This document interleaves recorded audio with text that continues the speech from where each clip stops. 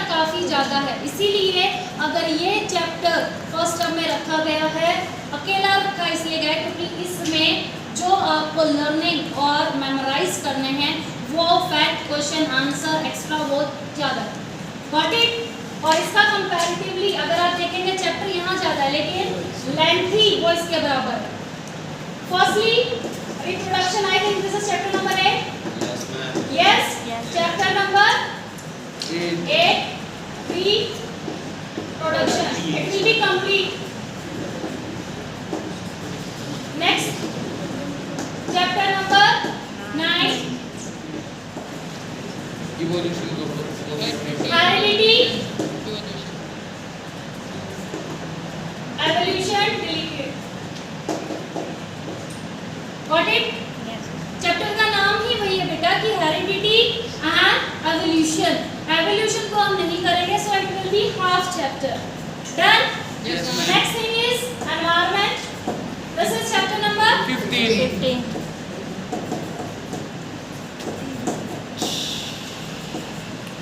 This is very small chapter and again we are going to see this as a complete chapter. Next is chapter number 16. So it's the label lab.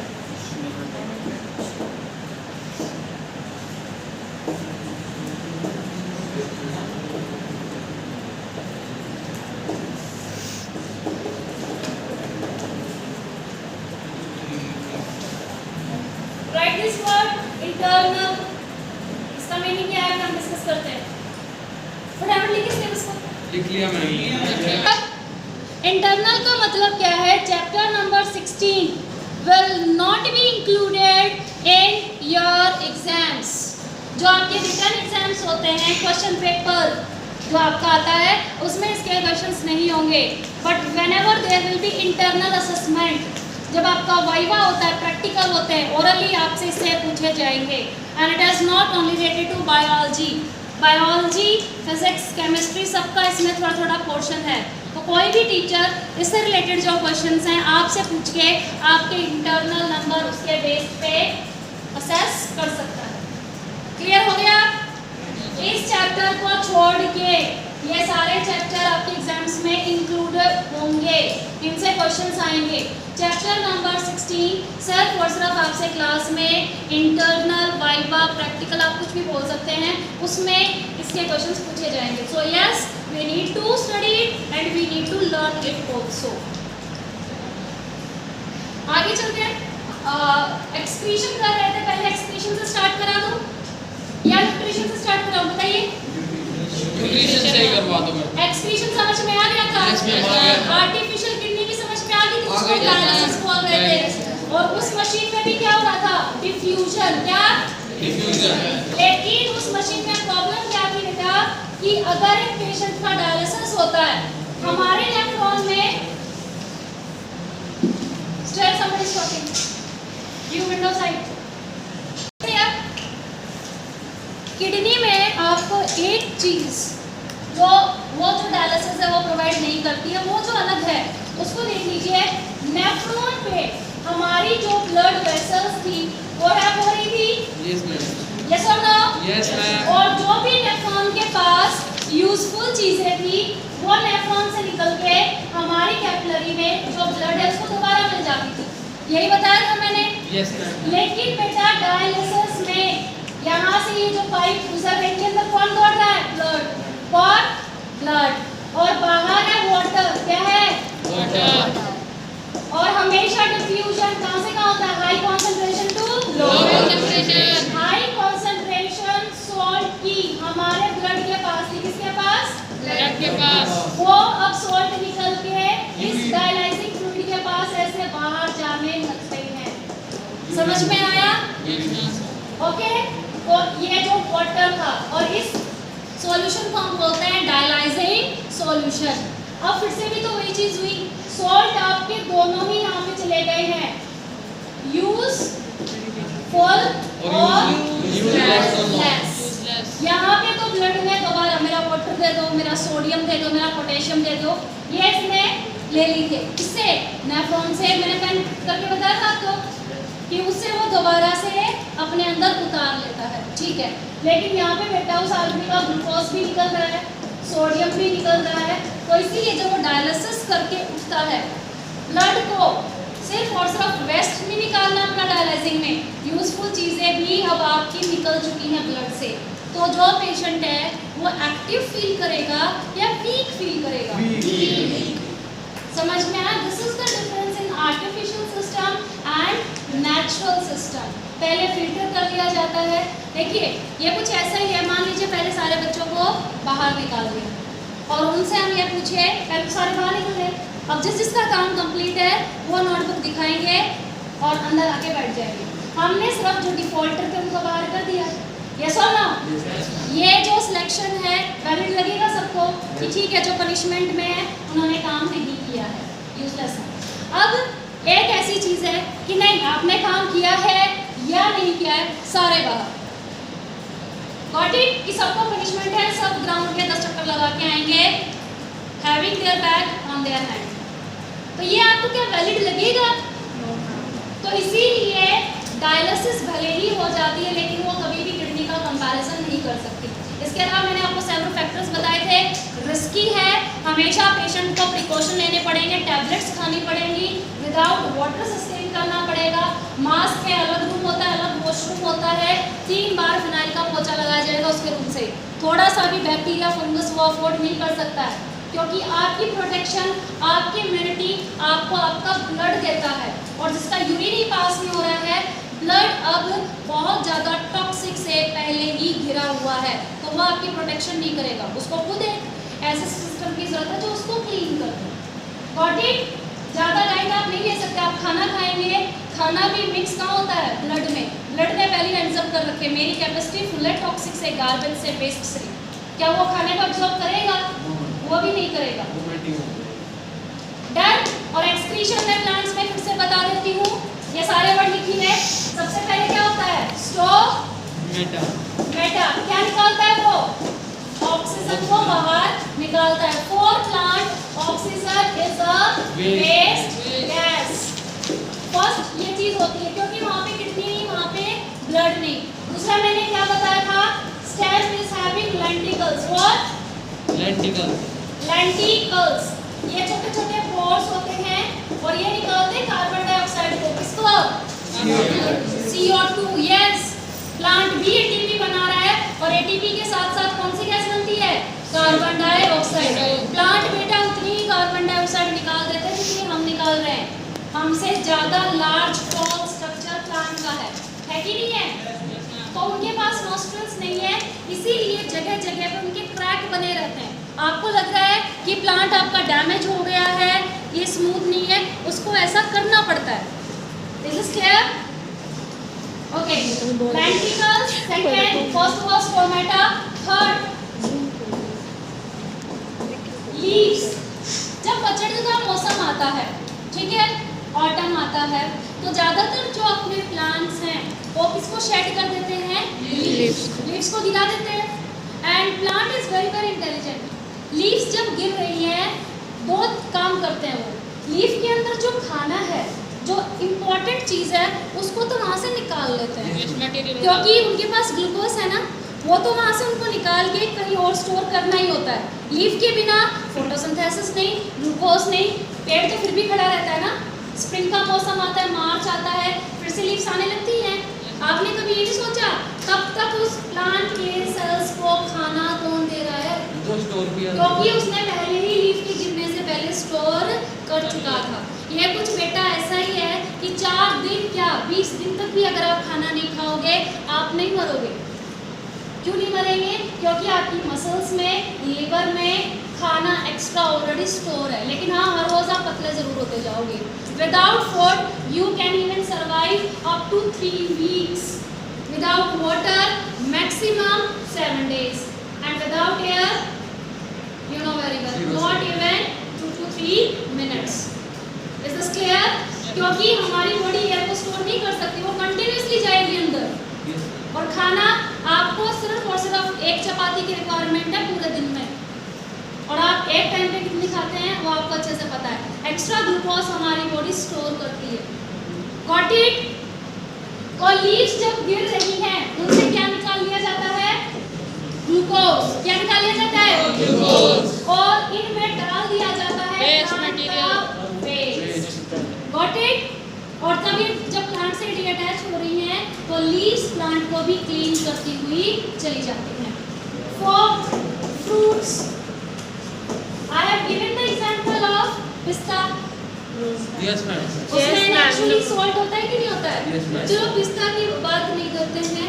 अगर आपने देखा हो, अगर पानी खारा है, गन्ना है, सब्जी है, कोई फसल अगर लगा रखी है, खेत के ट्यूबवेल में से अगर खारा पानी आ रहा है तो क्या कभी वो आपका वेजिटेबल या आपका जो फ्रूट है या आपकी फसल अच्छी हो पाती है? No, ma'am. क्योंकि वाटर के साथ साथ अब प्लांट में क्या चला जाता है? Excess salt. और जो भी वो फ्रूट बनाएगा, वेजिटेबल बनाएगा, उसमें सॉल्ट पक्का जाता है। उसका साइज, उसकी क्वालिटी, उसका कलर, उसका शेप अफेक्ट होता है कि नहीं होता है? होता है। तो इसलिए काफ़ी बार जो प्लांट अपना सॉल्ट है, सॉल्ट है कहाँ पर डालता है? अपने फ्रूट्स में। उनको पता है सबसे जल्दी पक के कौन गिरेगा? फ्रूट। तो अपना गार्बेज वो उसमें डाल देते हैं। Is this clear? तो ये सारी चीज़ें किसके लिए होती हैं? प्लांट। और बाकी हमने कुछ लिक्विड की, केमिकल्स की भी बात की थी, जैसे रेजिन है, गम है, वो व्हाइट कलर का डिस्चार्ज मैंने कैलोट्रोपिस से आपको बताया था, आफ्टा हमने Yes, ma'am. किया था ना एग्जाम्पल। Yes, ma'am. तो ये भी सारे क्या हैं? इनके वेस्ट है। Calotropis. Is this clear? Yes, ma'am. Praveen खड़े हो जा। What lenticles are?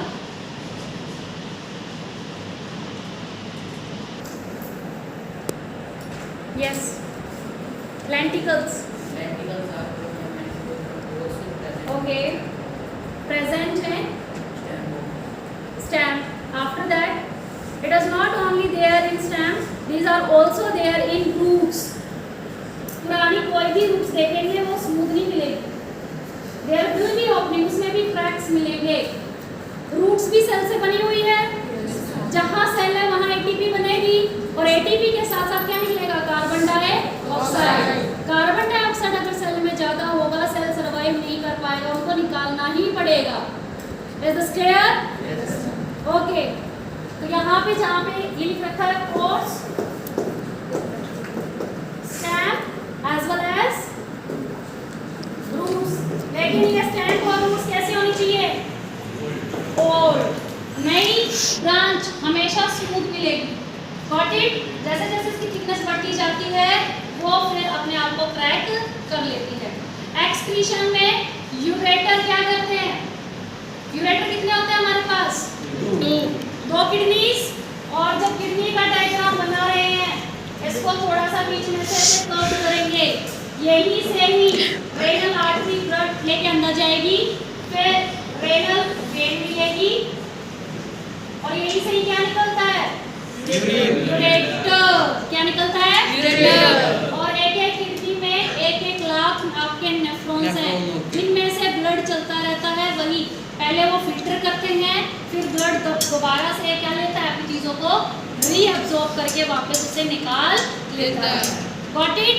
Ureter pipe हैं जो किडनी को ब्लैडर से कनेक्ट करते हैं। ब्लैडर यूरेथ्रा के थ्रू यूरिन को डिस्चार्ज करता है। और यूरेथ्रा के मैंने कितने गेट बताए थे? एक या दो? पहले वाला अंदर का साइड जो होता है वॉलेंट्री और इनवॉलेंट्री। जो पहला होता है वो इनवॉलेंट्री होता है, जो नीचे की तरफ होता है वो क्या होता है? Voluntary. Same is the thing with the anus. Is this clear? Excretory बेटा आज एक बार घर जाके पढ़ लोगे, नोट्स में से ज़्यादा एक्सप्लेन कर रखा है। कहीं आप ये सोच रहे हैं कि मैम ने बता तो दिया, लेकिन अब तक क्या बोला था? Everything is there in notes. Notes नहीं है, call me, I will be send you personally. Is this clear? Group पे मैं नेम लेके ये नहीं बोलूँगी कि हाँ इस बच्चे ने नोट्स मांगे हैं और मैं नहीं देने वाली। Got it? पर्सनली जिन्होंने मेरे को मैसेज कर रखे उनको रिस्पॉन्स मिला भी होगा। Got it? तो वहाँ पे एक बार नोट्स हैं, नोट्स में से पढ़ लीजिए। एनसीईआरटी में मैटर कम है, इससे रिलेटेड एक्सप्रेशन से जो भी क्वेश्चन आंसर कम से कम एक टॉपिक तो क्लियर कीजिए।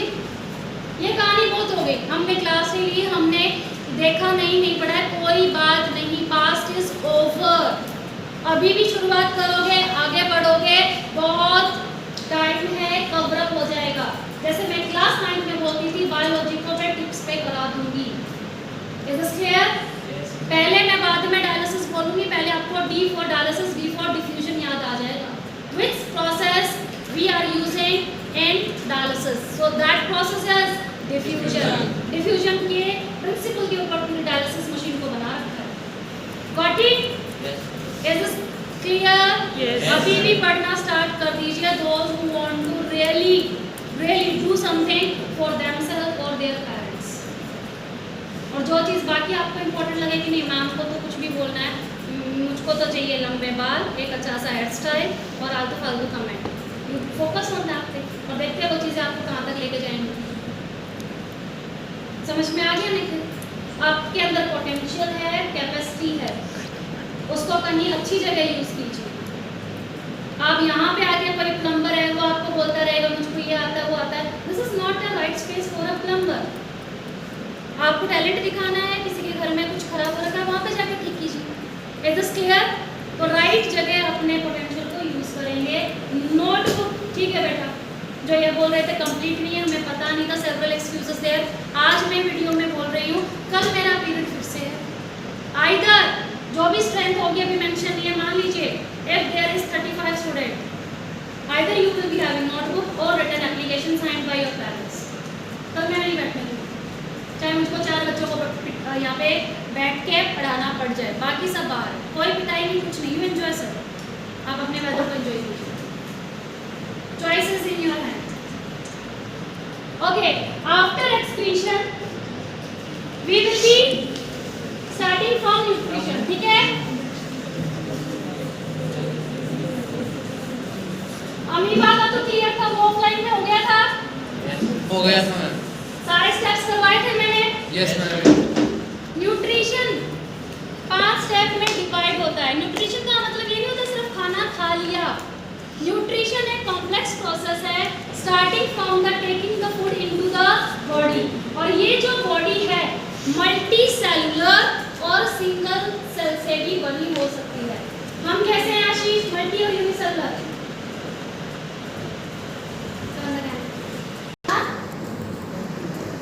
Good. Get up. After you. Yes. You. Multicellular. How? What is meaning of multicellular? आशीष ने बता दिया, आपने कॉपी कर लिया, मैं कैसे मानूं? मास्क को थोड़ा सा नीचे कीजिए। क्या नाम है? Piyush. Why you are a multicellular? You are plant, microorganism or animal? जब आपको अपनी कैटेगरी का ही नहीं पता है तो मल्टीसेलुलर तो दूर की माया बेटा। अरे कितनी बार बता चुकी हूँ कि अर्थ पे कितनी चीज लिविंग है? 2 3। You are a plant, microorganism or an animal? हाँ?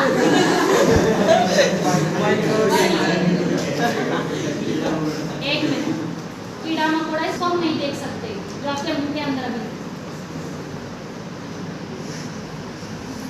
Look at here. Now you know the level. चलो हंसी आ गई थी सबको, बहुत अच्छी बात है, लेकिन आपको नहीं लगता ये कंडीशन हर रोज हंसी में उड़ाने की है?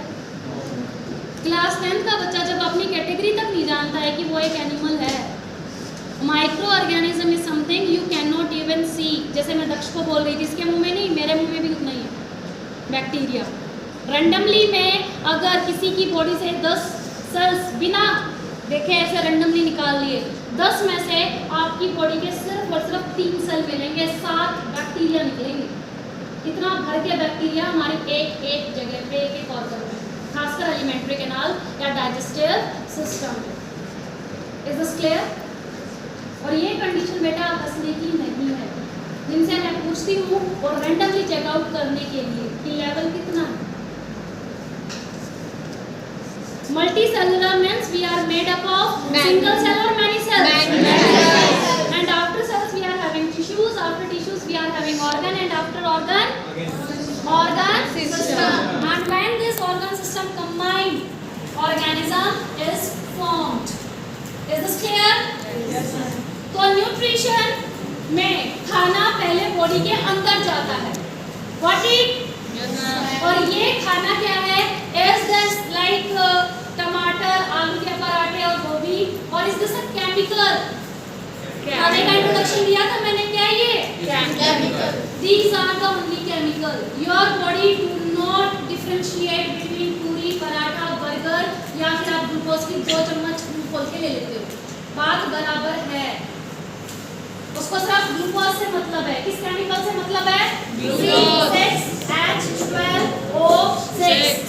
यही प्लांट, अभी मैं जब बोल रही थी कि सारा ग्लूकोज लीव्स के पास है, यही चीज प्लांट खा रहा है, यही चीज वो अमीबा खा रहा है, और यही चीज हम ह्यूमन बींग्स या लॉयड या डॉग या वो माउस खा रहा है। चीजें अलग अलग हो जाती हैं, बट खाने को आप अभी देखोगे खाने की चीज नहीं। These are the specific chemicals. What? Chemicals. तो न्यूट्रिशन का पहला स्टेप होता है इंजेक्शन, कि खाना बॉडी के अंदर जाएगा, और ये बॉडी एक सिंगल सेल की भी हो सकती है जो हम अमीबा में करेंगे, और ये बॉडी मल्टी सेलुलर हमारे जैसे भी हो सकती है। समझ में आ गया? पढ़ाने में बेटा तब अच्छा लगता है जब आपकी साइड से रिस्पॉन्स आता है कि हाँ, अगर टीचर मेहनत कर रहा है, दोबारा बोल रहा है या तीसरी बार लेक्चर को रिपीट कर रहा है, कम से कम अब तो बच्चे इतना पढ़ के आ रहे हैं। रोज की रोज अगर आप कुछ नहीं पढ़ेंगे और ऐसे आगे बैठ जाएंगे, टीचर भी फिर अपने सिलेबस से मतलब रखेगा। Is this clear? थोड़ा सा आप भी पढ़ के आइए, एनसीईआरटी को पढ़िए, पुरानी वीडियोस देखिए, नोट्स को पढ़िए। नहीं क्लियर हो तब आप पूछो क्लास में। फर्स्ट जो खाना अंदर जा रहा है उसको हम क्या बोलते हैं? Injection. Entry. Second digestion. Digestion बेटा फिजिकली नहीं होता है, लुक एट हियर। केमिकल होता है। Complex molecule to simple molecules. Physically और केमिकली? केमिकल। Yes.